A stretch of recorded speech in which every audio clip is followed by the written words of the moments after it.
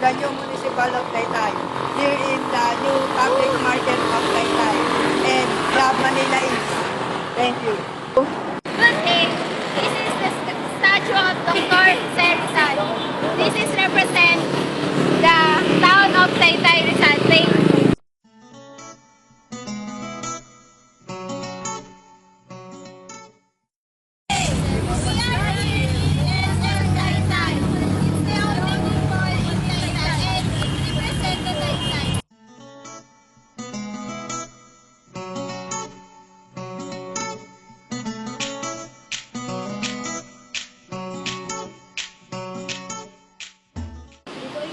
This is the Club Manila East Resort in Taytay.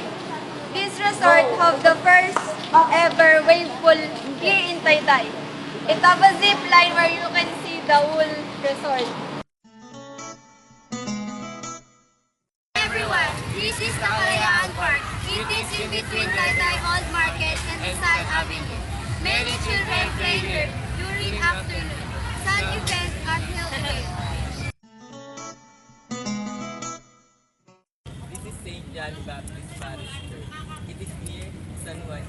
You can attend Mass every Saturday and Sunday, outside and inside of the house. Boarding stations are painted with glass, window, and cars.